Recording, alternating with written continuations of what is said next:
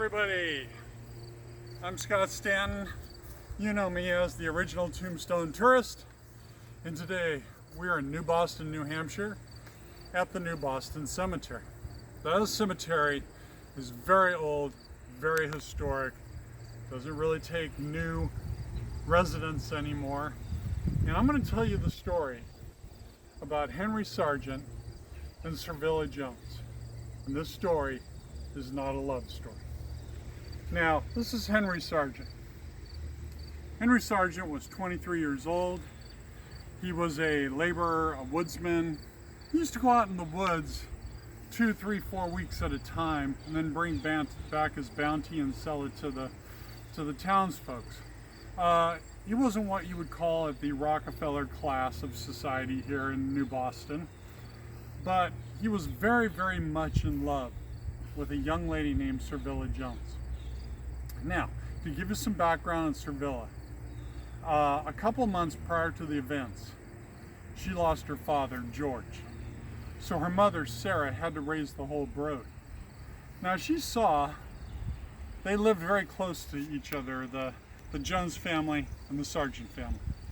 And they would walk by their houses, and Sarah would see this young gentleman here chatting up his daughter. And she thought it was getting a little serious. Now, Sevilla was actually in love with another gentleman named Ebenezer Bartlett. And so Sarah wanted to tap down this relationship. She didn't want it to go any further. And Ebenezer's mom, they kind of got together and said, yeah, let's kind of move Henry off to the side and let's see if we can get these two young lovebirds together. Now, Sevilla was 17, Henry was 23.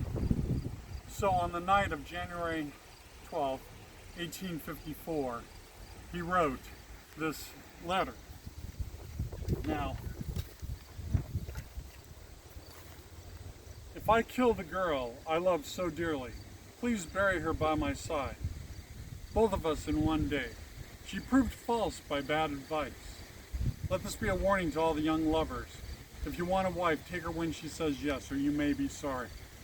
Take her when she says, some may think you have done wrong, but I studied upon it. And I thought that I should be love-snapped if I lived and should see her go with anyone else. And I well know that that girl would not believe anything that I said, so she will never know how well I loved her. I never should have got so tied up with her if she had not given me encouragement, time and again. Until Bartlett's folks went up there, they never could get her. Cussed be the folks that lied to the girl. Folks or the world ought to know that they ruined me, once happy. I blame Sevilla's mother for coaxing me to go with her daughter. Even after I first rode with her, there was nothing good enough for me until now, and turned to my bitterness enemy, my fool's advice. I never talked with Mr. Jones about love affairs, but depend upon it, he was the best of them all. He used me like a man. My folks plagued me at some time, but nothing to do to hurt. Mr. Jones told me to let them work, and Mrs. Jones said she gave my mother a real talking to. Oh my God, are we following any of this? Now, ain't this coaxing and then turning right against me for nothing? Only a few stories everyone knows will fly if a fellow goes with any girl. Now, friends, don't take my death hard, for you know that I am better off in hell than I would be here. The world laughed at me. Mother, why do you cry? You ought to think that your son Henry is better dead than a poor sick love fellow. What you see about stores and places and shops, I have seen them from time to time and helped make fun of them too. Now this went on for 1,600 more words. He wrote this at night, deliriously, just insanely in love. And the next morning, as Sevilla was walking her young brother, Plummer, to school, Henry came out and shot her 4 times in the head in the middle of the town square. She laid bloodied. Then he took a single shot and took the gun upon himself. Unfortunately, it took hours for him to die.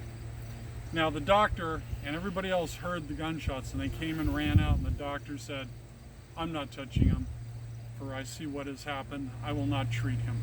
So he died in agony 2 hours later. Now you're probably wondering, Scott, why are you dragging us out here for a 170-year-old murder-suicide?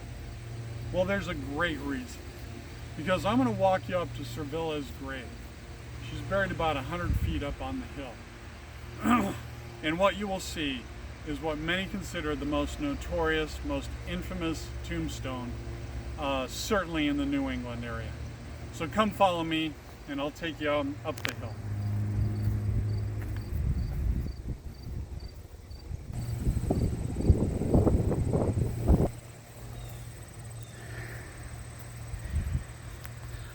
Okay, come follow me.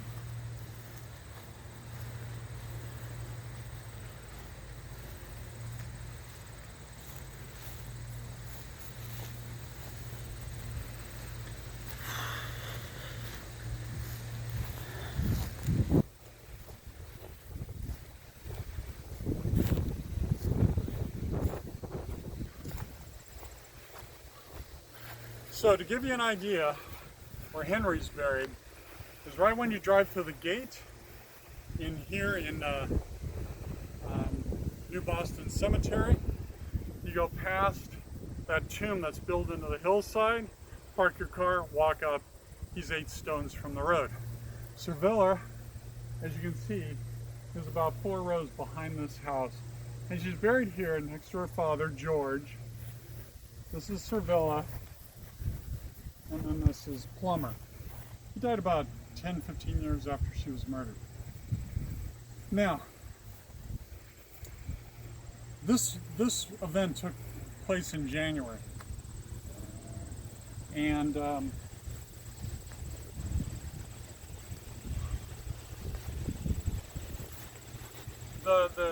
was freezing cold. The ground here is absolutely frozen, so there used to exist the holding. I forget what they call it, but it's a place where they place the bodies until the ground thaws and they can bury the deceased. Well, Henry got his wish. For 2 months they were side by side in this vault until the ground thawed, and Sevilla was buried up here, well away from Henry. And so in that 2 months, what had happened was the press, Boston, local, everybody turned it into this love story. Like, Henry couldn't have her, then nobody else can, and they were in love and they died together. Oh, it was terrible. The mom was furious. And there was even a poem that came out, I think it was called The Death's Bride, that just carried on about, how wonderful and gallant or whatever Henry was. And he wasn't. He just killed her. It was horrible. So the mother made sure that everybody knew. And if you could do a close-up in on this grave, here's what the carver was told to do. He wrote, per the mother's instructions, Sevilla, daughter of George and Sarah Jones, murdered by Henry N. Sargent, January 13, 1854. Aged 17 years and 9 months. Thus fell this lovely blooming daughter by the revengeful hand of malicious Henry. When on her way to school he met her, and with a sixth self-cocked pistol shot her. In other words, she named the murderer and the event on her daughter's tombstone, making it one of the very rare times that this has ever happened in the history of graveyards and whatnot. So this is what makes this story unique, absolutely fascinating. There's very little written word about it on the internet, but I was able to find this out, and just fabulous but sad story. So my work here is done. I am Scott Stanton, the original Tombstone tourist, and thank you very much for listening to this Not a Love Story.